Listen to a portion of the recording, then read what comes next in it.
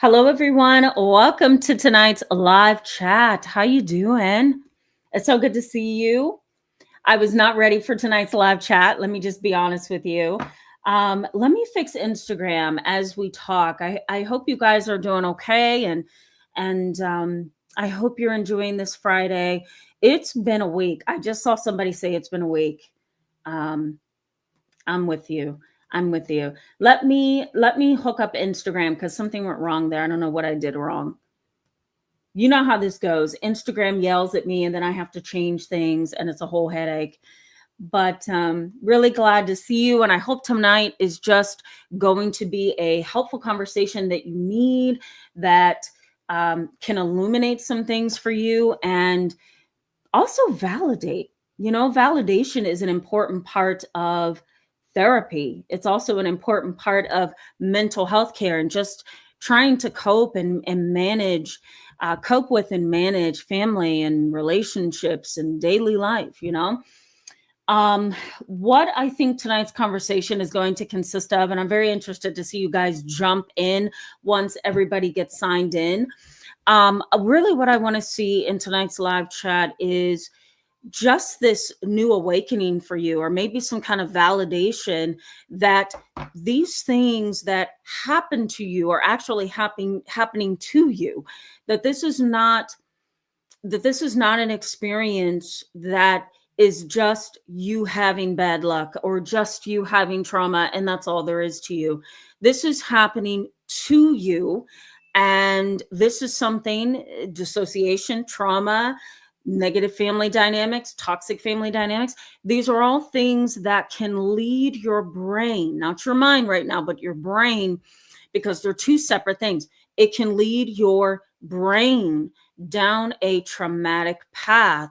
And sadly, when we talk about toxic families, we talk about families that are not able to stay and be cohesive. We talk about manipulation and triangulation. We also talk about those serious things like sociopathy and psychopathy, narcissism, personality pathology, right? We've been talking about a lot of things lately. So, what I want to see you kind of walk away with in tonight's live chat is a clear understanding of how this trauma has impacted you. And I haven't gotten to the chat box yet. Let me actually welcome Instagram. Hello, friends. I'm just going to say hello, friends, and go ahead and get signed in. I see all of you signing in. I see somebody that says that I used to know them, which is so cool. So I'm going to get to it, and I'm going to jump into the chat box as I always do once we get up and going. So I see you guys signing in. I'll go ahead and jump in here. But let me go back to where I left off earlier, that you want to walk away with tonight's live chat feeling like, okay, I understand why. I understand why I have nightmares. I understand why I'm dealing with moments in my day where it feels like my brain is hijacked by something. I absolutely know why I feel like I'm out of touch with reality some days. I understand why my brain reacts like it does in and outside of relationships. I know now that it is not me, that it is a very consistent part of the brain that is happening. It's a consistent part of the brain that actually does what it's supposed to do, which is protect you from things, even though it could make you feel like your brain is on pause, like it's gone, like it's deadened, like it's exhausted. And the most perplexing part of treatment with me and my clients who have really deep traumatic histories and family trauma and intergenerational trauma is helping them to understand that this is a neurological response to daily life, a neurological response to being in a family that is dysfunctional and toxic and unhealthy. It's a neurological response that doesn't necessarily mean that anything is wrong. We're going to talk about the spectrum of dissociation, so you know what I mean by that. It's okay to dissociate, but you got to know when it's problematic, and you have to also know when it's not problematic. So we're going to get into that too. But you want to be able to what's the word I'm looking for? I'll put it this way because I can't think of the word. You want to be able to reassess. That's the word I was looking for. Reassess your situation and look at it and say, This is exactly why this is happening, right? That subconscious knowing that you may have of that traumatic situation, that family dynamic, going no contact, dealing with an abusive parent, dealing with an abusive spouse, having a very selfish sibling that has traumatized you, right? That gnaws at your subconscious, right? And it kind of keeps your brain and your body in this constant state of energy.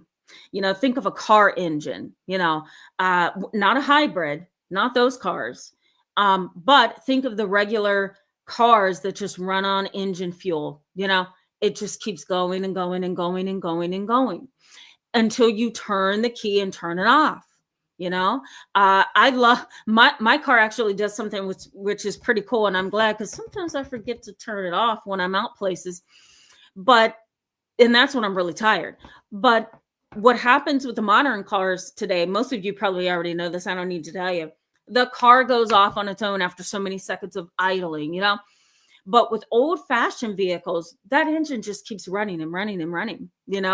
And that engine is often a trauma response. It's often a trauma response. When I go to conferences and I'm speaking or I'm teaching a class, the minute I say that, I see people like, what? A trauma response? Yes, it's a trauma response. That constant engine that's running on the inside of you is a trauma response. And fight or flight has kicked on. Cortisol, which is a stress hormone, has been released through your body and your brain. And cortisol kicks off a cascade or a multiplicity of reactions within your body. And one such reaction is dissociation. Now, let me say that dissociation can happen in daily life. It can be a very normal part of daily life, because really, in a generalized sense, dissociation is a protective mechanism. It says, sorry guys, I always have to put lotion on when I'm on here. Dissociation says, you know what? I'm going to block you from this because it's painful. I'm going to block you from that over there. Consider how people play soccer, right? Have you ever seen a soccer game? A kid just showed me a soccer game last night. We were watching it together, me and one of my young kids, my kiddos that comes in to see me. He's literally 9 years old, but he knows everything he needs to know about soccer. So we're watching soccer. He's like, oh, Miss Tamara. He says, can I show you something? I says, yeah, go ahead. He's like, can I use your phone? And I'm like, I don't know, because you look like you might know how to break into it and, hack me. But go ahead as long as I'm watching. So he's holding my cell phone and he goes to YouTube and he types in soccer game. And he wanted to show me some of the cool moves the soccer player, even though soccer is my favorite sport, soccer players use in the game. So we're watching it, and I'm looking at the dynamics of soccer and I'm thinking, you know what? It's like we play soccer every day in life. We're blocking this, we're blocking that, we're stopping this, we're doing all these different things to bend and to be flexible and just kind of get along in our daily life. And so what happens with trauma is it keeps you blocking and dodging and hiding and escaping. And part of that escapism is dissociation. Everyday normal life can be dissociation as well. If we think about something, I'm going to draw this out for you, okay? If we think about something known as the spectrum of dissociation, it's going to make a little bit more sense. So let me draw this out for you, okay? You know how I am, guys. I love my demonstrations. Okay, so we have dissociation, if I can spell. So we're going to do, I'm blanking on how this is. Bear with me, okay? PTSD, DID. I'm trying to think of the other ones. Daily life. Bear with me. And I'm trying to think of, here we go. Derealization. I'm going to explain all of this. And depersonalization. It's a shame when you've been in school for 10 years. That's how long it took me to become the therapist that you see today. And it's a terrible shame when you can't spell. You've been in school all your life and you can't spell. Depersonalization. Ooh, I spelled that wrong. Don't judge me, guys. Okay, I'm just trying to remember. Here we go. Okay, so here's how this looks. Here we go. Okay, you're gonna be like, what the heck is she doing? So here is the spectrum of dissociation. I came up with this myself, guys, overnight. No, I'm kidding. Okay, so here's what this looks like. Okay, can you see this? Can you see that? Ah. So let me explain this while you're looking at it. There's on my left, probably on your left as well, is daily life. Okay, and it's under normal. Normal is daydreaming and zoning. That is normal, right? We all do that. So we're all kind of in this category right here, right here. That normal category, if you can visualize that, normal and underneath normal is daydreaming, zoning, dozing off, right? Because we can doze off when we're tired. My mom does it all the time now. You know, those are like her power 2-second naps, you know, and she comes back strong. And then underneath normal is all the things that we do on a daily basis. We can zone, we can doze off, we can daydream, we can zone out. That is okay, right? That on a scale from 1 to 10 would be a 1, 2, 3. Okay. PTSD here at the bottom, right here, PTSD is in the middle of normal and dissociation on the far right. You see that? So PTSD is the thing that is a 5. So remember, normal is on the left, in the middle is PTSD. Why is it like that? Here's why. Because PTSD, think about a gas gauge. It pushes your needle over towards dissociation. So PTSD is that only deciding factor that causes that move into dissociation. So let me give you this visual. Okay. PTSD down here pushes you over here to dissociation. Okay. And that's where you're either going to experience dissociative identity disorder, right? Formerly known as multiple personality disorder. You can experience such intense dissociation that you absolutely become an individual that seems to have amnesia. You know, you may not be able to remember things very clearly. You may put things at different times in your past and get it all twisted and confused, right?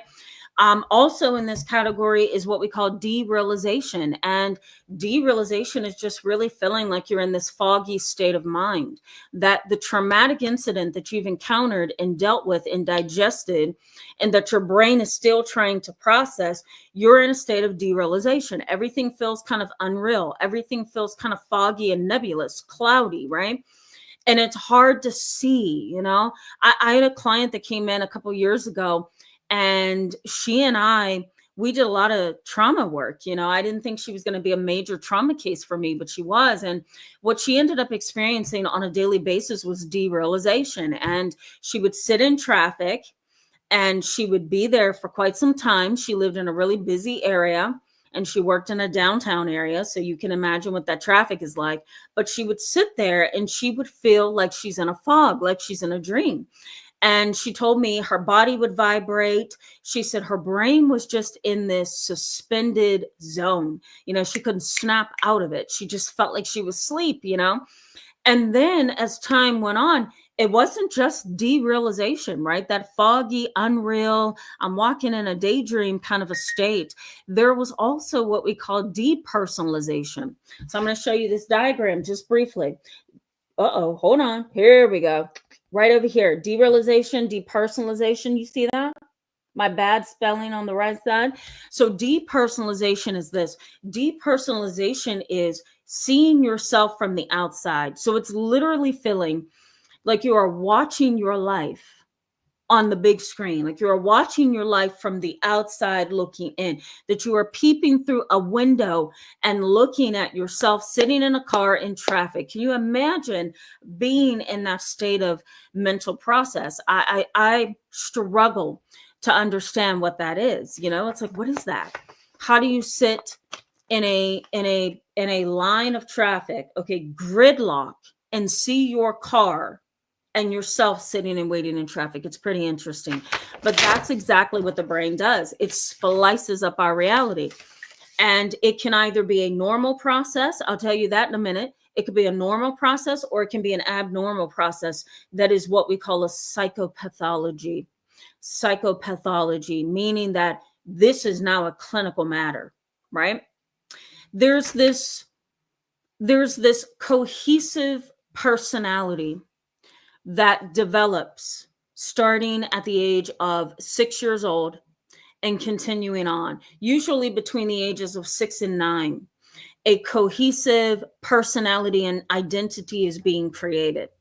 How? Well, mom and dad's view of things, school, other kids, sensory experiences, learning new things, transitioning from one grade level to the next. All of those things kind of helps to build this cohesive whole. It's a development of you. But here's where dissociation is kind of interesting, and it can start very young. If you have a traumatic childhood where you have engaged in tons of therapy, maybe you have been in a car accident, maybe your mom and dad were narcissists and they just pushed you and kept pushing and nudging you to just be something that you felt you weren't or didn't want to be. And that in and of itself created a complex PTSD where you feel like you've had multiple situations of trauma with your family. Intergenerational trauma is another thing, a family curse. Some people regard it as a family curse. All of those things starting in childhood, guess what it does? It disrupts completely the cohesive development of that individual. So 6 and 9, between the ages of 6 and 9, we really are growing that cohesive individual self. And we start to take bits and pieces of things all around us to create ourselves, like you put clay together to try to build something. That's kind of what's happening to us. However, if you have a traumatic situation in childhood, or you have parents that are traumatizing, or you've been neglected and abused, and maybe there's some sexual trauma, maybe there's child molestation in this case, maybe there's maltreatment. My Lord, I'm so tired today. Maltreatment, whatever the case is, it could have led you down the road of complex PTSD or PTSD. And when that happens, you actually can suffer what we call a lack of cohesiveness or structural dissociation. It's when you kind of have this traumatic situation that literally splits your existence into two pieces. Okay, maybe I should say that again, but in a different way, and I'm going to demonstrate it a little bit, and then I'm going to try to get to the chat box. But what happens is your brain and your person kind of splits into two. If you have experienced a traumatic experience as a child, sometimes you aren't a cohesive whole, even if you feel like you are. You may feel like, oh, I'm just Kimberly. No, Kimberly has some elements to Kimberly. Kimberly is split down the middle. She has a normal life where she runs it well. She has a really good job. She does really good at her job. She loves the people there. She has a husband and children. She is volunteering everywhere. She does any and everything she can do. That's normal. I'm going to demonstrate this on paper for you in just a second. That's normal. But Kimberly also has a different side, and that's the side she doesn't really want to deal with. Why? Because that is what we call a trauma part. That's her trauma part. Sometimes we call personality parts, part 1, part 2. But the traumatic side of Kimberly is there, and it's hidden. And that's what splits her into two: her normal life that she's so good at, and then her traumatic piece of the puzzle. So let me show you how this looks. And this is called structural dissociation. Structural dissociation. I'm throwing the new terms out there for you guys. I know you love it. I love it too, because it kind of gives meaning, right? But that structural dissociation is this. I'm going to draw this out. Okay, so we have trauma. I'm just going to say trauma piece, and then we have normal life. And we all do this. We all do this. When I'm going to give you, the lesser degree of this. Okay.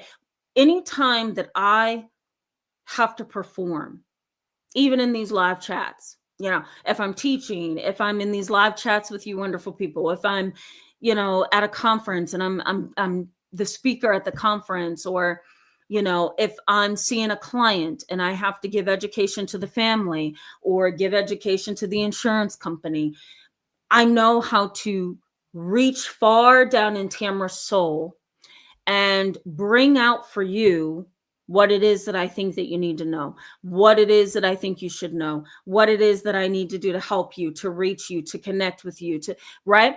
And so that is my normal daily functioning. I'm always the caretaker. I'm always the supporter. I'm always the one who loves and wants to console and comfort. However, Tamara also has, as many of us do, a traumatic piece of the puzzle, which was the loss of my grandmother back in 2022 unexpectedly. The other traumatic piece of that was my family and I had a natural disaster years and years ago. It had to be, I'm going to say right when I opened up my private practice in 2018. It might have been 2019. And at that time, I was living with my mom. She wasn't living with me, but we had a natural disaster. We had a terrible storm that literally came through like a tornado. It leveled everything, including completely destroyed our roof. And we had to exit. We had to hurry up and get our things out, evacuate. And then we were in a hotel for a while until we could, or my mom, because I was living with my mom at the time, until my mom could figure out, what do I do with my family? Because I was still young. I think I may have been, I was young. I was an adult, but I was probably around like 28, 29, 30. I'm late 30s now, but I was probably early 30s then.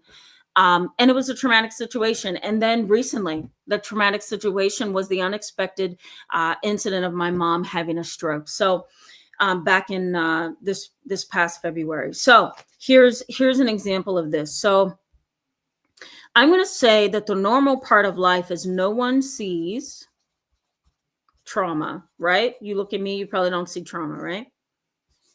Then I'm trying to think of the other one. You're in a calm state of mind, right? There's no fight or flight. Woo. I shouldn't do this. I really shouldn't, because I can't spell. No fight or flight. So here's how this looks, just to give you a demonstration. So normal life, no one sees trauma. You're in a calm state of mind and there's no fight or flight, right? That's the normal piece of the puzzle. That's the protective mechanism we sometimes use. We're going to push that out there and say, see, this is me. Fantastic, as long as it's not unauthentic, right? The trauma piece is this: fight or flight. Okay, fight or flight, self-protection, okay, when you're triggered.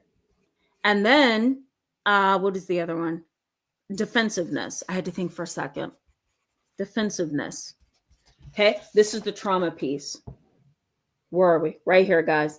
Fight or flight, self-protection. Ooh, here we are. And defensiveness. That's the trauma piece. And that's literally how dissociation operates. Normal piece of you, quote unquote normal, trauma piece of you. Trauma piece of you kicks in, something goes wrong, something happens. What happens? You start splitting into two. Now, you may find yourself dissociating at a mild level, which is kind of like you're sitting at a red light and you're zoning. Okay? Or you may be driving along. I know you've experienced this, so tell me if you have.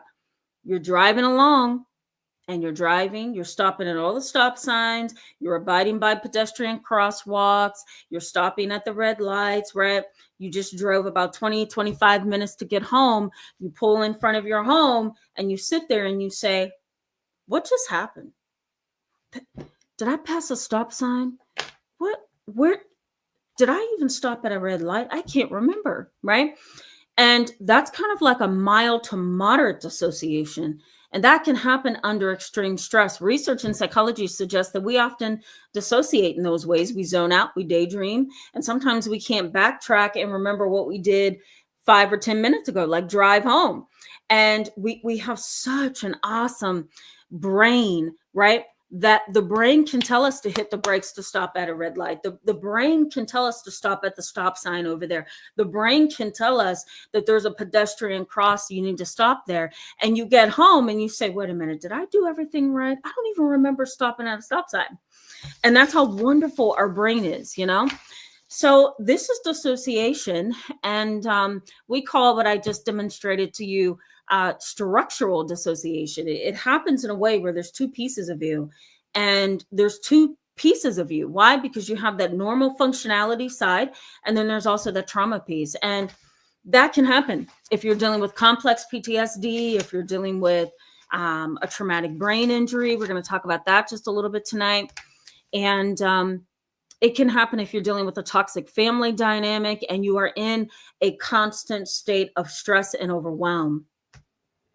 Now, in a dysfunctional and toxic family, before I go to the chat box and kind of engage you and welcome you and see how you're mixing with this topic tonight, there is a dynamic within a toxic family dynamic where you can very much suffer symptoms of complex PTSD if you are experiencing multiple traumas with multiple people in the family. So let's say dad's a psychopath. He's cold, he's callous, he's rude, he's unhinged, and he does whatever he wants to do. He has no care and concern for anybody else. You're traumatized by him. Then your mother's a narcissist. She's not necessarily cold. She's actually overly emotional. And she tends to get on your nerves quite a bit because she's crying all the time. She's moody all the time. She's a woe is me kind of a person. And all that does is just zone in the attention to herself. Look at me. I'm depressed. I'm barely making it. Okay. So these are two problematic parents. One who's cold, callous, uncaring, and the other one is too emotional and distraught often. So you may have trauma with dad. You may have trauma with mom. Put them aside. Now you've got a sibling who's a Dr. Jekyll, Mr. Hyde that we talked about recently. That sibling will do any and everything to beat you, to accomplish things far above you, to be in competition with you, to minimize you, to make you feel terrible, right? Boom, there's more relationship trauma. So now you've had relationship trauma with mom, dad, sibling, okay? That's it for family. Now you go to school or you go to work and now you're being harassed. Now you're being tormented. Now your boss is asking too much of you, right? Coworkers are gossiping about you. You feel all alone. There's more relationship trauma. And so if you continue that pattern on and on and on, the possibility of you having attachment issues is there, especially disorganized. We're going to talk about that in a minute. And not only attachment issues, but now you've got this relationship PTSD, which is what we call complex PTSD, this trauma that just continues to trip you up and make life really difficult for you. Now, a disorganized attachment is, I am fearful of closeness, right? I'm fearful of love. I'm fearful of affection. I'm fearful that somebody actually would care for me and might put me in a position where I care too, right? So I'm fearful of closeness, but then I'm also fearful of abandonment. And so I'm really disorganized here in my mind and in my heart and in my soul. And that is because I have this relationship trauma that I've dealt with for a very long time. Fear of abandonment, fear of closeness. I'm disorganized. Okay, this is an example. And you may hear yourself talk to yourself that way. When we're talking about dissociation, there's often two forms of experiences that you could have that can trigger that loss of touch with reality, that can trigger that detachment. And the one thing, I'll say this first, the one thing that I think is the most important is something known as over-modulation. Okay, bear with me on this one. I'm going to break it down. Over-modulation is this. Over-modulation says that I am in a state of fight or flight. I've been in a traumatic situation. And because of all the trauma, I do dissociate. I do escape my reality. And I try to find various ways to escape my reality, but I still don't have control. So what I do to try to control my what's the word that I'm looking for? My detachment from reality, to try to control my rigidity and my need to be in control at all times. And to control my emotion dysregulation, I'm going to hold on really, really tight, and I'm going to tighten my grip on how I engage in my life, how I respond emotionally, who I allow in my life, how I engage in relationships. I'm going to just hold on to this really, really tightly. And so it's over modulation. Why? Because it's like this unfair, unhealthy rigidity. And you're just holding on for dear life, hoping nothing changes because you can't handle being shook up again, whether that's emotionally or relationally, you know? And so we call that over modulation. Under modulation is a whole different thing. Really, what it means is you're experiencing a ton of trauma symptoms all the time, re experiencing the trauma in your dreams, re-experiencing the trauma in your mind, dealing with hyperarousal or fight or flight all the time, you know, crying, having flashbacks and memories, right? That is under modulation. And under modulation says, I'm out of control. I have no personal control over any of my trauma symptoms, including my dissociation. You know, and I'm sure you guys have been there. I'm sure you have been there where you say, okay, I'm either going to have to hold on for dear life because I feel like I have no control, or I'm going to just say, you know what, I can't do it anymore because all my symptoms are just hitting me left and right, you know? So over modulation, under modulation. Okay. In tonight's live chat, I see you guys chatting it up. I'm on my way. In tonight's live chat, I'm going to give you some common challenges that you may have experienced, which has triggered dissociation or a loss of touch with reality. When you say dissociation, people are like, oh, no, I don't have more than one personality. I'm Jim, you know. And in the past, I've had to say, that's not what this is. Dissociation is a process, and it's on a spectrum. The one that I drew out for you guys earlier, it's on a spectrum. And on the, hold on guys, I have to check this. This is my office. Okay, we're good. Ooh, let me get back on track. I hate when my phone totally throws me off. Darn. I need to put my phone way over there somewhere across the room. I don't remember what I was saying. Anyway, let me go back to common issues. I want to give you guys a little bit of an overview of common issues and what can bring you into the state of dissociation. Here's what I was trying to say earlier. Most people feel like, I don't have multiple personalities. I don't have any kind of dissociative identity disorder. So what are you talking about? Dissociation, as I demonstrated earlier, can be really, really mild. It can be mild, moderate, severe. You know, and for most of us, we're probably in the mild to moderate side of things. But for people who have really, really hard times, they're at the severe end. And that's the dissociative identity disorder. Or there's something that I never talk about on this channel. It's a part of dissociation. It's called dissociative fugue. And if you want to look that up, I welcome you to do so. It's kind of interesting. Dissociative fugue, FUGE, is this, that an individual has suffered some kind of traumatic experience, whether that's a traumatic brain injury or a traumatic experience, and it has hit and jarred a part of the brain that causes the individual to assume a totally new identity, maybe even move across the country, right? Go somewhere else, have a different name, a different personality, a different style, different mannerisms, and the list goes on. It's like that person doesn't have multiple personalities. So we're not talking about dissociative identity. They literally just change people and they become somebody totally different, somebody new, you know? I had one client like that, and it was a nightmare. It was a nightmare, a total nightmare, years and years ago. I was too young for the case, I think. But so that's what we're going to talk about tonight. I also want to give you types of dissociation. I'm going to throw some of that in there. And then I want to give you how dissociation impacts you. And then we're going to wrap up. All right, let me go to the chat box. Fairy girl, I'm going to put you up here. Hello and welcome. Glad to see you in tonight's live chat, and I am grateful for you. Thank you for being a member for 8 whole months. That's amazing. YouTube highlights you guys, you know, when you stay a member for long periods of time. So thank you so much, and welcome to the live chat, Fairy girl. Good to see you. All right, let me keep moving, guys. Cat Sushi, what happened? I swear, YouTube just doesn't like me. Jermaine, I'm going to start with you. Hello and welcome. Good to see you in tonight's live chat. I truly hope this is a helpful conversation, being that you needed this today. Good to see you. Abby has purpose. Hello and welcome. Thank you for that. Yeah.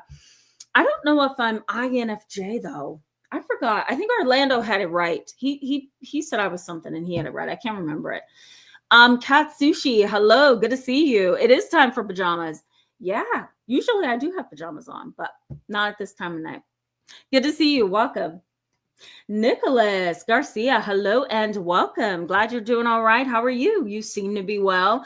I saw you say a little while ago before I started the live chat that you had me, I think, as a therapist so many years ago. That is so cool.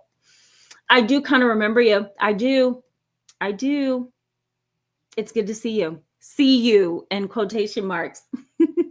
Gary Bennett, hello and welcome. Good to see you in tonight's live chat. Orlando, hello and welcome to you. Good to see you. Bossy Truthy Fix. Oh, geez. Okay, here we go. Bossy Truthy 15, Juby, Joe, Sun and Sunflowers, Miss P Slice, and NGO. Good to see you in tonight's live chat. To all of you, welcome. Always good to see you. Katsushi says, honoring my own inner mothering this weekend. I love that. Yeah, absolutely. I tend to say happy Mother's Day to children of mothers, right? Because they're being loved by their mothers, true mothers, that is, and also the mother, you know? And so I think it's okay to say even happy Mother's Day to you just by honoring your inner mother. So I agree with that. Orlando, I just, I'm sorry. It kind of feels like somehow we collaborate behind the scenes and these topics come up. You know what I mean? I'm just joking, but I'm glad it hits home. Maybe that's a good thing. Patrick Black One, hello and welcome. Good to see you in tonight's live chat. Says, yes, Tamara, I've been on a downfall spiritually and emotionally lately, but I'm here joining these live. Helps us cope. Thanks, everyone. We got this. Yeah, absolutely. That's awesome. So glad you find this as a source of support. That's really what it is. Every time the camera goes off, I want you to walk away and feel like, you know what? I feel a little bit better. I think I can go a little further, So that's really, really good. Clandestine Girl 16X, hello and welcome. Good to see you. Happy Friday to you. I'm really glad. And thank you so much. Glad that you are looking forward to them every week. That's so wonderful. Thank you. MS, hello. Glad to see you. Yes, she's taking her notes. I love it. I love it. Lorefit, hello. Good evening to you. Welcome, welcome. Glad to see you. Juby Joe is shocked. Starburst, good to see you. Welcome. Always so kind and welcoming, all of you. All right, I'm trying to get to the meat of this. Bear with me, okay? I can work things out breezy. Hello and welcome. Good to see you in tonight's live chat. I have to get back to you, I think, about the consultation. So I will get back to you. This week has slammed me, literally. Blank Earth, hello and welcome to the channel. Good to see you. Blank Earth says, I still deal with the emotional wounds from past family trauma. It's like when you have family and you have a sibling, but this family treats you like you're someone else's kid. Yeah, absolutely. That's enough. If you deal with that over a certain duration of time, and it happens in multiple settings and in multiple cases, right? Because you can experience feeling like you're somebody else's kid for the rest of your life. Over time, that can add up, and it can cause some symptoms of complex PTSD. You may start experiencing some kind of flashbacks of terrible moments in your family, maybe where you guys fought, maybe where you were disciplined harshly, maybe where something happened and your family didn't come to your rescue and support you. If those things happen over a certain duration of time, it's possible that complex PTSD could be something that you're dealing with. And so those wounds are sometimes for a very long time. Thankfully, not forever, but they can definitely impact you for a long time. Team Mac, hello and welcome. Happy Mother's Day to you as well. And thank you for that. Good to see you. I have some cool stuff planned for my mom. We're going to have a wonderful Mother's Day at home because she does not want to go out. She feels like I just had a stroke in February, and you would look at her and you would see nothing wrong with her. You know what I mean? Like you wouldn't be able to see she had a stroke. But she feels tired, so we're going to do something at home, maybe some cake or something, just to say thank you, Mom, for everything. Miss P. Slice says, I must dissociate and disengage with my narc mom. At 84, she is worst. She is worse. Did you complete that, Miss Slice? Okay, we're gonna leave it at that. She is worse. We're gonna leave it at that. Let me throw in here that there is some research and tons of clinical data, not some, we have a lot of clinical data that shows that some people, if they are narcissistic, if they are the oppositional defiant kind of a personality, they're rebellious, they're callous and cold, 9 times out of 10, they're going to end up elderly and mean, elderly and controlling. They don't always outgrow that narcissistic pathology and that personality pathology. So it doesn't shock me. And she's like this at 84. The other thing, Miss P. Slice here, is you have to dissociate and disengage with your mom. Here's the thing. You can probably dissociate intentionally and unintentionally. I find that most people tend to dissociate unintentionally once they come out of a negative situation or a very stressful situation. It's that dissociation I told you about when you're just driving along and you pull up in front of your house and you say, wait a minute, I don't remember stopping at the red light. I don't remember getting gas. I don't remember stopping at the stop sign at the top of the hill. What was I thinking, right? That's the unintentional dissociation. It just kicks in when you start feeling stressed and chronically overwhelmed. But then that intentional dissociation, we all can do as well. So we can go to the gym and zone out on the treadmill. I tend to go to the gym and zone out. I tend to stay in my basement and do workouts there with my workout partner, my buddy. Sometimes I'll go for a walk. I can also feel the dissociation because I'm really focusing on nature and what's in my ears, whatever I'm listening to, right? So you can dissociate intentionally and unintentionally. I could see how you would have to do both, 100%. Okay. Orlando says, go crazy or go along. Yeah, that's true. That's true. A seat at the King's table with Tanisha. Hello and welcome. Good to see you in tonight's live chat. Welcome. Okay, bear with me as I go along. MS says, because of so much trauma, dissociation has been a sad reality of my entire life. The spectrum of dissociation is brilliant. That's awesome. Thank you. Thank you. Yeah, I truly believe that, and this is not my doing in terms of the entire field. You guys know that most everything is dimensional now. We're not categories. Like we used to categorize psychosis. We used to categorize depression. We used to categorize anxiety disorders. Now we're kind of looking at it on a spectrum where we say, okay, so you could have family trauma. That family trauma on a scale from 1, 5, and 10, where would you plot yourself? Depending on what you guys share with your doctors, your therapists, whatever, we put you on that spectrum, and it helps us understand how intense the situation is, where you belong, how to treat you, the list goes on. So the field has just started using a variety of spectrums and dimensions to help us understand things better and more correctly. I tend to use spectrums just to kind of help my clients understand things. So it sounds like that was helpful. Good to see that. Okay, bear with me as I go along. Randy L, hello and welcome back. Good to see you tonight. Randy L says, I do a lot of daydreaming and zoning, and it helps me with my artistic side and problem solving. Yeah, true. Also where I get my best ideas. Yeah, totally get that. Totally get that. My younger brother, as you guys know, those who have been with me for a while now, you know that my brother's an artist. I have both of my brothers are artists, but my younger brother is the one who drew the portrait I told you guys about. And the customer said, you know what? I don't want any more because I can't find a day to meet with you. Well, that brother, Ryan, he is the kind of artist who zones out so that he can build and create.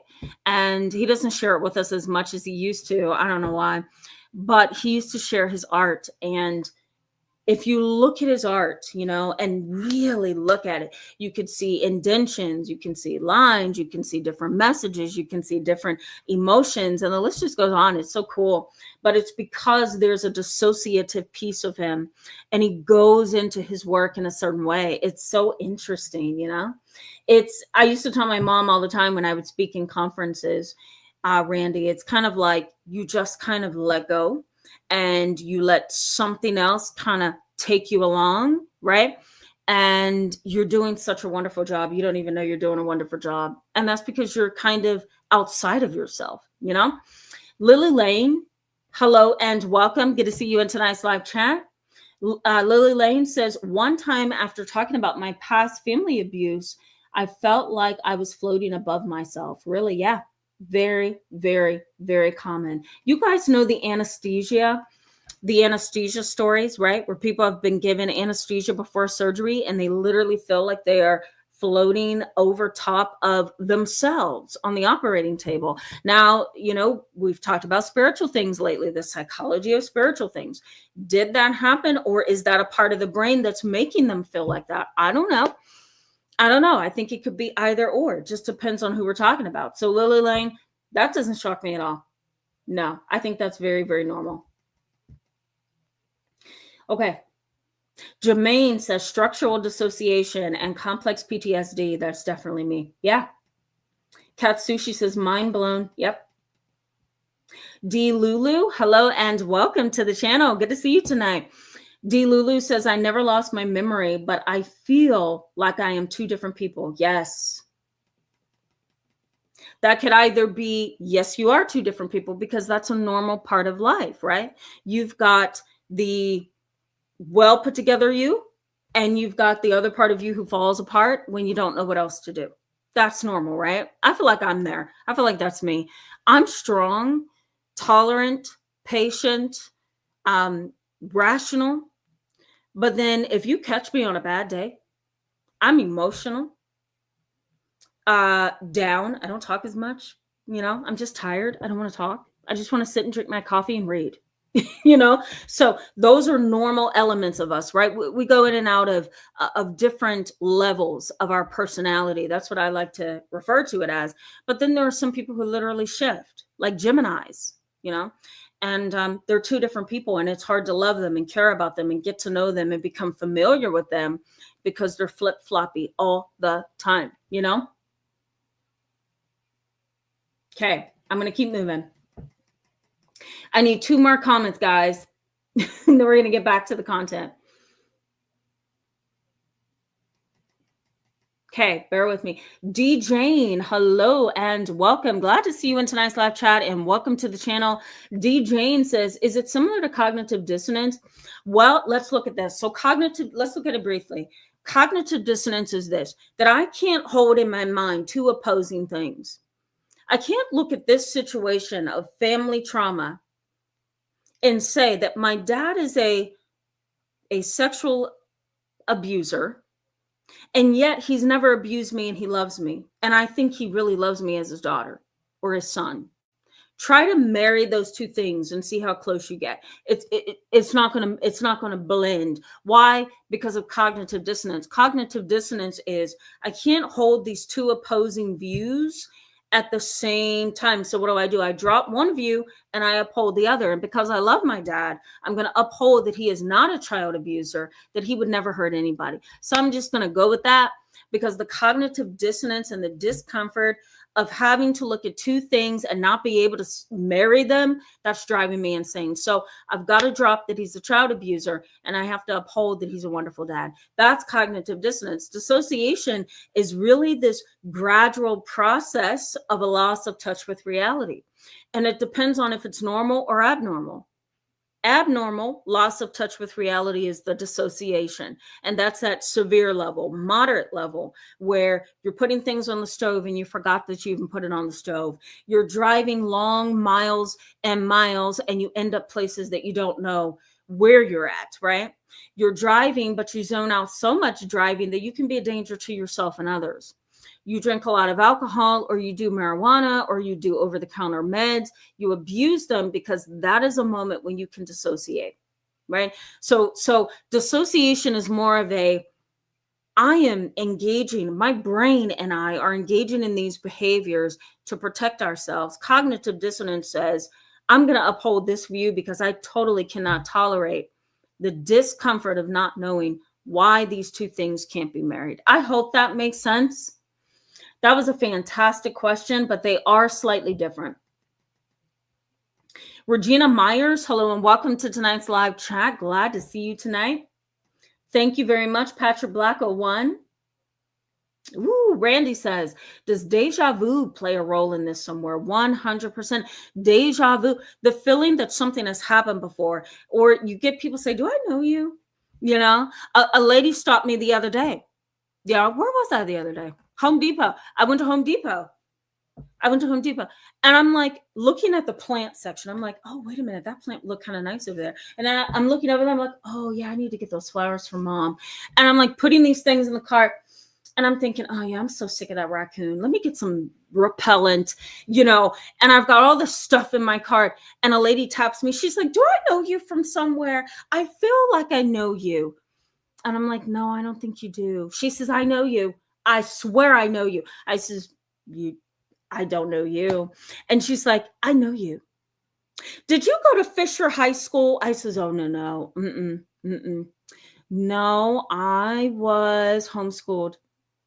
Yeah. She says, oh, really? I'm trying to think. Did you go to State of University? And I says, no, I haven't. No. I said, maybe I just have a common face. She's like, no, you don't. No, you don't. And I'm like, oh my God, lady, please let me go. I just want to buy my flowers and my raccoon repellents, you know. But the issue here, I think, for her, and I swear that lady didn't know me from anywhere. Okay. I was going to say YouTube, but then I thought, no, I don't want to know. I have a channel. But I'm just kidding. But giving you guys something to laugh at tonight. And you know, this really happened to me the other day. But you know, I'm telling it to you in a funny way, but in reality it felt very odd. Because, you know, her display, how she dressed and how she came across showed me that if I did a click mental status evaluation, she's not well. And so deja vu was kicking in, right? Or some kind of dissociation. I don't know. But I think she was going through a process of deja vu. She felt like she knew me, like we met up somewhere somehow in the past. And I don't know that lady, you know, but sometimes deja vu can put you in that state of mind where you really are kind of out of touch with reality, depending on the intensity of it. And she would have kept me there past closing hours if I would have, you know, let her keep trying to find a way to figure out who I am. So yes, the short answer is yes. Shusha 13, hello and welcome. Glad to see you in tonight's live chat, and welcome to the channel. Jumping in late, but grateful, because when you know, you know. Heck yeah, this is on point. That's awesome. Glad it's on point. Thank you for being with us in tonight's live chat. Okay, let me go back to the content, guys. I'll come back to the chat box a little bit later so we can go ahead and wrap up, because I have to go do some things. I have to go, and you guys have a weekend. So we're going to wrap up just here in a little bit. Let's talk about the common issues. What are the common issues that causes this kind of impact on your brain? I'll put it that way. It's a kind of impact on your brain. And what happens, and this is what I see in clinical practice over the past 16 years of my career, and this is also what research in psychology has highlighted, that if you have a brain that dissociates, more times than not, it's the result of incohesive or inconsistent love, care, and affection as a child. Inconsistent or incohesive love, care, and affection as a child. Everything kind of starts in childhood. So when the love and the affection that your parents are giving you is inconsistent, or you've been in multiple adoption homes or foster care settings, that can disrupt. Remember I said earlier, that can kind of disrupt that cohesive personality that's developing between the ages of 6 and 9. So if you have that inconsistent love and affection, right, then that may mean that later you're going to have this kind of this supernatural experience of dissociation, where you don't feel connected to the world beneath you or the earth beneath you, right? You can also experience traumatic bonding with someone. It sometimes, I was going to say, it can sometimes be a little bit tricky, but sometimes traumatic bonding happens because there's dissociation in the midst. So you may have a father who has been sexually abusive, psychologically abusive, verbally abusive, and yet you love that wonderful dad that you always knew. So there's two sides of him, right? Traumatic bonding says, I just need my dad to love me, and I want him to be in my life, and I want to have a dad. I want him to walk me down the aisle. I want him to be a part of my kid's life. I just want dad in my world. So what do? You say, you know what? It's okay that he sexually violated me, even though it's not okay, but it's okay. And even though he may come after me again, it's going to be okay because it always ends, right? And so in serious cases of child sexual abuse, where do you think the dissociation kicks in? Where do you think it kicks in?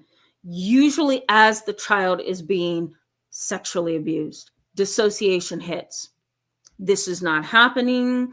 I don't see my dad. This is not happening to me right now. I'm just going to go over here and think about something totally different in the moment because I want to get through this, right? And so this is where the dissociation tends to kick in. You have tons of that over a certain duration of time. You're definitely going to experience PTSD. You're definitely going to experience some kind of under-modulation that I talked about earlier, which is really just flashbacks, hyperarousal, fight or flight. You can't modulate yourself. So that's why we call it under-modulation. You can't modulate your emotions. You can't regulate. And so you kind of get stuck in that zone. And so traumatic bonding is something that can happen. You may also notice a traumatic brain injury that has resulted in dissociation. A traumatic brain injury, concussions, car accidents, sports where you've gotten hit in your head a lot, right? Fights, domestic violence, the list goes on. Really aggressive parenting techniques. It can all cause traumatic brain injuries. And that is really when the brain, because for those of you who are into neuroscience, like me, you probably already know this, but your brain is encased in fluid. It's encased in cerebral spinal fluid. And that fluid is inside of our brain. It kind of looks a little bit like this, if you can imagine this. This is really what it kind of looks like. Do you see that? So all of that is cerebral spinal fluid, just kind of floating around in the brain. And here's the brain. Can you see that? That middle circle I created, right? So there's cerebral spinal fluid. The outside layer is the skull. And then right here is the brain. Okay. So that when your brain hits up against your skull, it creates a bruise, which then creates the concussion. And so a traumatic brain injury can happen very easily. And once it does, you may find yourself dissociating. There's a ton of research on that. Abandonment by a parent is another piece of this. It can cause some kind of dissociation. Mom, dad abandoned you because they're self-centered and just arrogant, They only care about themselves. They don't care about you, right? You feel abandoned. You feel unloved. That can lead to dissociation. How am I going to get through this moment of feeling like I'm unloved? I'm just going to dissociate. As a matter of fact, I'm going to put on my headphones, blare my music, and go pump some iron, that's what most of my male clients do, my male adolescent boys. That's what they do. They put their music on and they work out, So that's a form of dissociation. There's also this loss of concentration with our surroundings. That can happen as well if you're dissociating, or it can be a cause of dissociation. You're not really tuned in with all the things around you, right? Like some people are very intuitive. You can walk up behind them and they know somebody's behind them. But people who have had trauma and people who dissociate, there may be somebody walking up on them and they not know it. For other people with certain levels of trauma, they may be really hyper vigilant, and be able to sense that. But sometimes that disconnect from our surroundings and our reality is the result of trauma. And it's also a form of dissociation. Adoption and foster care, if you've been in that system, right?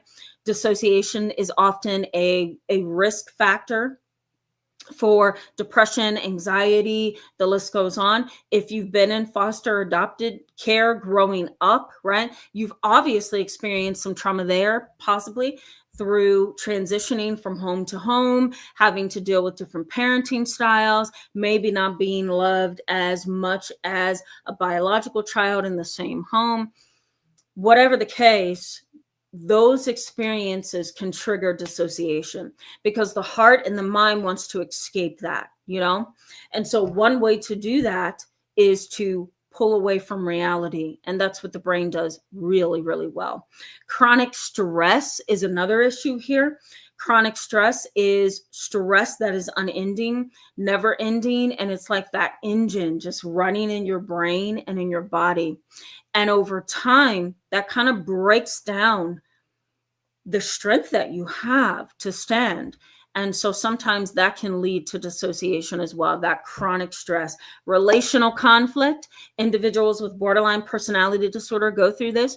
They have a major fight with their parent. They have a major fight with their spouse, their sibling. They walk off angry, right? They seem perturbed. And what do? Well, they go in their car, they drive recklessly down the road, turn up their music as loud as it can go, drive to a nearby park or restaurant and turn the car off and just sit there mad, angry, right? Dissociating. In a sense, they're kind of going inside, they're processing, they're feeling a lot of emotions, and they're pulling away from reality. And so that is oftentimes when we see as clinicians, suicidal thoughts, I don't want to live anymore. Self-injurious behaviors, I'm going to cut myself, burn myself, whatever, right? Have you ever heard somebody, or have you experienced this where somebody has said, I cut because I want to feel something, And I have to explain to my adolescent clients, that's dissociation sometimes, you're dissociating. It's something that kicks on like an engine. Anytime your brain detects some kind of threat or danger, it goes into that dissociative piece of things. And that often can lead you to self-harm because you want to feel, you don't want to be apathetic or numb, Imaginary friends and fantasy. Did you know that could be dissociative for some people? People who have imaginary friends and imaginary worlds in their adulthood could be dissociating when they enter that imaginary world, I'm just going to go over there and talk to my imaginary friend, Kevin, see how he's been. And then I'm going to go to the kitchen and fix me and Bob something. Carla's coming over later for dinner. I had a client that did that very thing. And what she would do at her dinner table, you ready for this? This is kind of like an Alfred Hitchcock kind of a thing. She would put a plate in Kevin's space, a plate in Carla's space, a plate for Tommy, and she would put food on the plates, including her own, and she would sit there with empty chairs and talk to them. And she told me, I don't know what's going through my mind at that moment. I'm somewhere else. So I asked her to record it. I said, look, the only way we're going to understand this is you record this for me. Okay. Do you consent? And she's like, yes, I consent. I says, okay, let me have you sign a form. Take your phone, put your phone like this. Okay. Hit record and let me see what happens to you. And she literally has an expression on her face. This was a client 5 years ago. She literally had an expression on her face as if she was totally somewhere else. And she's in this happy life that she's desired because she's so very lonely. Mom died, dad died, sister doesn't talk to her, brother wants nothing to do with her, and she has absolutely no friends. So she lives in the house that she grew up in, and there is where she puts the chairs around the table, and those are her imaginary friends. So imaginary friends can also be dissociative. Let me also throw in here before I go to the impact, and then I'm going to go to the chat box because we got to go. I have to run. You're going to see me tomorrow. I'm going to talk about something else really cool. So make sure you come and see me tomorrow. But let me throw this in here. She had something known as identity confusion. identity confusion. And that can also be a form of dissociation, because what happens with identity confusion is a person can do what we call switching, right? That's dissociative identity disorder. Switching is, I'm going to switch into this character, I'm going to switch into that character. And sometimes switching happens unintentionally as well. A person may not know that they're a different person within a matter of seconds, you know? Identity confusion can be confused wandering. I'm just wandering around. You know, I used to have a neighbor. Well, I shouldn't say me, my grandmother, but we stayed at her house so much. It was like we lived there, because we were just a family like that. My grandmother, my mom, me, and my sibling, one of my siblings. And I remember this lady, she would come out of her front door and she would just walk. And her affect, right? Her face, we talked about that once before. Her face was flat, meaning that she had no expression. You couldn't read it. Her face was just flat, you know, like she's looking at a blank wall. And she would walk slow. Her gait or her body posture was really stiff. And she would kind of just march. And I was maybe around 9 or 10, and I would stand and watch her in amazement. I think I was a therapist then, because I'm thinking, what is wrong with this lady? But really what's happening to her, what did happen to her, is a dissociative experience. She engaged in confused wandering, and all she did was wander and walk around and not even look at things. She didn't even know I was watching her through the door. You know, she was very far removed from reality, but she had a lot of confused wandering. With identity confusion is also dissociative fugue, which is that I'm changing into a totally different character and I'm moving across state. And I know nothing about my previous life, because in this life, I'm Kevin, you know? So these are the places that you can end up if you have really severe dissociation. Now, the common issues we talked about: inconsistent love and affection, traumatic bonding, adoption and foster care is impacting your ability to stay connected to reality, traumatic brain injury, all that we just talked about, that can happen with moderate dissociation. You know, you don't have to be so out of it that you can't function. You could turn on and turn off multiple times a day just to protect your heart and mind. So what is actually likely to happen to you if you are dealing with these symptoms? Well, psychology that focuses on dissociation and deja vu and spiritual things, existentialism, the research says this, that you can have a lot of contradictory behaviors and fears that really gets you stuck. You know, it's hard to stay connected to reality when you feel like you're barely grasping it. It's hard to stay connected to reality when you're hurting so much in your heart and in your mind over something. But you can experience a continual pattern of contradictory emotions. You know, you can really have that disorganized attachment, and all of your relationships, you know, involve fear of abandonment and fear of connection and closeness, you know? So you can have a life of that. The other thing is difficulty trusting others. I don't trust you. Why? Because my trauma has made me vulnerable. And I'm also in a state of dissociation most of the time. I'm not sure what it is that I want or don't want, right? So then what do these individuals who feel this way do? They push other people to the outskirts of their existence, and they say, you know what? I'm not comfortable. I don't want to date right now. I just got a divorce. No, I'm not interested in a friendship, right? Things get kind of pushed out of the way, you know? And that in and of itself is a defense mechanism, you know? You may also experience suppression and repression. Suppression and repression. Suppression is, I'm going to intentionally push this down because I don't want to deal with it. And I'm going to make sure that it stays down. It never happened. And dissociation can kick in there too. I was never abused by my dad. It never happened. Do you have siblings like that? I know you probably do, where you know dad and mom were a specific way that it was abusive, but your sibling looks at you and says, what are you talking about? You don't know what you're talking about. That never happened, right? And so that could be a form of suppression. Repression is, I know these things are happening. I know I've been the victim of abuse, but I'd rather not deal with this right now. And you're pushing it down because it's not a good time. I have to be strong. I don't want to open up a therapy so soon, right? There's many reasons why. Less close relationships is likely to happen as well as a long-term consequence of suffering from trauma and having dissociative experiences, right? ADHD and amnesia can also result from dissociation. ADHD is difficult because ADHD already includes, for children, attention deficit hyperactivity disorder. For children, inattention and impulsivity and hyperactivity. So kids can have either or. For adults, it's ADD, attention deficit disorder. And so you may be inattentive. You may have a hard time focusing and concentrating. You may have a hard time with your memory. You may have a hard time with feeling scattered in your mind and all over the place, right? And so if you have ADHD, you are more likely to daydream. You are more likely to zone. And you're also more likely to experience dissociation. You know, it's kind of an interesting thing. You know, there is definitely a connection between ADHD and trauma. I did do a video years ago, I think it was 2 years ago, on ADHD and trauma. So I will post that in the description box a little later tonight. What do you guys think of this topic? I truly just scratched the surface.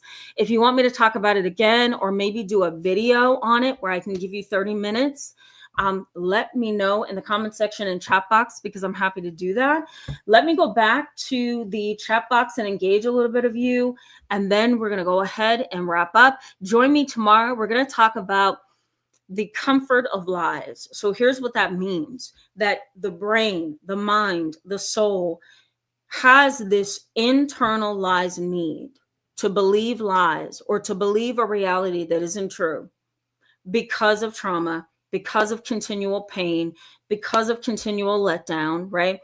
The brain and the body says, please let this be the real thing. And that can lead us down the wrong path. So I want to give you some information on how psychology looks at that kind of a mindset. So join me tomorrow. All right, Annie Walker, hello, happy Friday to you. So glad that it is Friday. I just want to nap when I come back home tonight. I'm tired. I want to do nothing. So I'm sure you feel the same. Good to see you. All right, let me keep moving. Jermaine says, oh God, Tamara is almost telling my life story right now. Oh man, I'm sorry. Between you and Orlando. I love what Fairy Girl says. Fairy Girl says, you guys are gems. That's so wonderful to hear. Yeah. Lily Lane says, this is so helpful and validating, and it seems like you might have come over to a family dinner when I was a kid. Oh man. You know, one time I visited one of my childhood friends' family. They look so good on the outside. I'm like, that is literally the Brady Bunch over there. And I'm like, I want to be a part of the Brady Bunch. Can you accept another child? I'm willing to be adopted. So I would hang out with her all the time, you know? And then when she closed the door, it was not the Brady Bunch. It was more like I don't even know. I was going to give you like a show as an example, but it was more like a Alfred Hitchcock. I'll use that. For those of you who are my age, you know who Alfred Hitchcock is.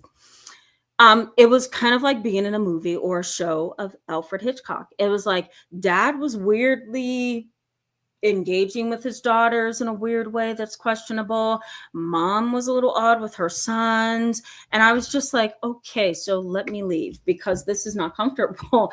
So Lily Lane, you know, sometimes the way that the family dynamic is, it can cause dissociation because you don't want to believe that you're in the midst or in the middle of such a dysfunctional dynamic, you know? Gamzee, hello and welcome. Good to see you. It is not a premiere. You are live with me tonight. These are my favorites. Even when I put videos out, I prefer this dialogue. I love connecting with you guys. Love Faith, hello, welcome. Glad to see you in tonight's live chat. Says, you are telling my story. Your happy ending is my great hope. Thanks for what you do here. I finally made it to a live. You're welcome. So glad to see you. Glad to see you. Okay. Let me keep moving, guys. Juby Joe says, I grew up with no parental involvement. Yeah. And I have to say, my mom did too. My mom did too. As darling as my grandmother was, after she stopped all the alcohol use, After she really put her heart and mind into raising her family. Because I'll give you a little bit of a backstory, and then I'm going to go back to the chat box. My mom and my uncle, they were raised by my grandfather, who's now deceased as of December, and my grandmother, who unexpectedly passed away in 2020. And they were in a very cohesive kind of an environment. Like, everybody was family, all of my grandmother's brothers and the uncles and the cousins. It was a huge family. My grandfather had an affair. My grandmother couldn't take that. Started drinking a lot, according to my mother and my uncle's account. The alcoholism just spun both of her children, my mother and my uncle. They couldn't deal with her, And I truly believe that both my uncle and my mom tried to escape in many different ways. They may have dissociated at some point. I don't know. But the scary part about this is my grandmother struggled for a long time with alcoholism before she said, you know what, I'm going to give my life to God. I'm going to do some charitable things. I'm going to raise my family, my grandchildren. I'm going to work a lot. She just became such a mom and a grandma over time. But before that, Juby Joe, this is for you. She was not a parenting figure or parental figure. And so that really threw my mom off, and it really threw my uncle off. They literally raised themselves and made a ton of mistakes because they did not have that parental involvement. So I know exactly that personal story, right, of not having that parental involvement. It's traumatic. Mom and dad are supposed to be there to listen and to console you and guide you and give you wisdom and encourage you and just mold you into that beautiful person you're supposed to be. But when that doesn't happen, it's a huge void, right, Jubito? Yeah. Brian Berenstein, I hope I said that correctly. Forgive me if I have not. Welcome. And good to see you. I don't know. Don't ask me. I don't know. YouTube has put that out of our control, if I'm understanding your comment. We no longer have any control over that. As creators, we don't. Sorry. I hate it too. Doc Robinson, hello and welcome. Glad to see you in tonight's live chat. Do you mean how do I balance, or how do you guys balance? Let me know. Maybe put the comment in the comment section once we sign off. I'll answer that. Okay. Orlando, let's keep moving. Orlando says, last 5 years has been the most difficult time in my life. Yeah, I'm sure it has been. I think we're all going to go through that, right? It just depends on when it's going to hit us, Okay. Just looking for comments. I don't want to sign off and you guys haven't gotten to you. Give it a think. Hello and welcome. Good to see you in tonight's live chat. Give it a think. Says topics around dissociation are super relatable to me. It's been one of my refuges. Refuges? Yeah, I understand. I don't feel like I'm pronouncing that right. I totally understand that. I had a feeling that most of you would be able to relate to dissociation. I remember when I was in a group private practice back in 2016, I had resigned from being a therapist on a campus residential center for kids and teens who were terribly abused, terribly neglected, and had tons and tons of trauma. If I told you the amount of restraints by police and staff that I had to view on a daily basis, it would spin your head. If I told you the kids that sat in front of me and the units that I've been on, the units where I'm one unit, I had the sweetest 9-year-old. God, she was precious. And she was like a little Cabbage Patch Kid. I loved her little cheeks. I would always cup her cheeks. She was so cute. And she was so happy to see me every session. But she struggled a ton with encopresis and enuresis. Enuresis is incontinence, right? Not being able to hold your urine. And encopresis is also incontinence, but it's not being able to hold your feces. So she had both. Why? Because dad was terribly abusive to her, and it impacted her mind and her brain and her body, and everything was off. But I would do therapy sessions in her room, and I would take my shoes off because I don't know what I want to step on. And I would sit on the floor with her in a room that just wasn't the best room. And I would just talk to her. Why? Because she was terrified to leave her room. And she needed therapy. She needed help. being in that environment is scary, and it is depressing and overwhelming and traumatizing. So I would get in my car at the end of the night. I would always leave at 7:30. I would get there at 9 a.m., leave at 7:30. I was exhausted. And I got in my car one night. I had an hour drive to go back home. And I remember talking to my mom and telling her I'm on my way home. I hung up with my mom, and I literally drove the next hour on the highway, on the turnpike, and I don't remember a single car.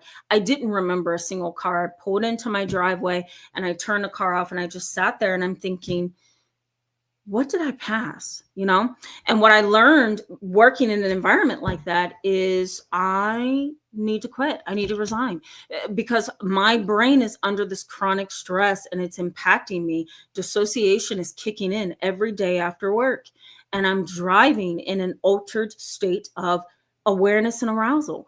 And that's not a good thing, right? It can pose a safety hazard to me and other people. So there's a personal story of kind of like mild dissociation, but it can hit you depending on what situation you are in. Sasha, hello and welcome. Good to see you in tonight's live chat. We're going to wrap up here in literally 2 seconds.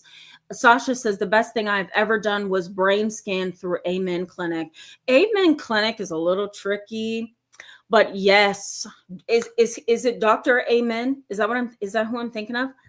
You can check it out, guys, if you want to. There's mixed reviews, You just want to do your research. But yeah, I've heard he's pretty good. Miss P. Slice, thank you so much. And much love back to you and all of you. It's always good to see you on a weekend. Mark Lee, hello and welcome. Good to see you in tonight's live chat. Yeah, thank you, Orlando. That's exactly it. Yep. Okay, Jermaine, I'm going to call you out. And then we're going to wrap up. Happy Mother's Day to you too, GB Joe. Thank you for that. That's so sweet. Jermaine, I'm going to call you out. You ready? Tell me if this makes sense. I once said to one of my clients, I have a client that said she hates Father's Day and Mother's Day. And I said to her, I says, you hate Mother's Day? She says, yeah. I says, why? Because it's all about mothers and praise and telling them they're good. And the list goes on. I says, yeah, well, let me just ask you this.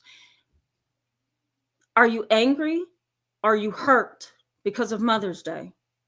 Or are you angry and hurt because of what Mother's Day represents? And she had to pause for a minute because that was a trick question. She's like, I think I'm angry at the fact that Mother's Day represents what I don't have. Boom. I said, right. So you don't hate Mother's Day, right? Because if you had a loving mother, you would love her. So you don't hate Mother's Day.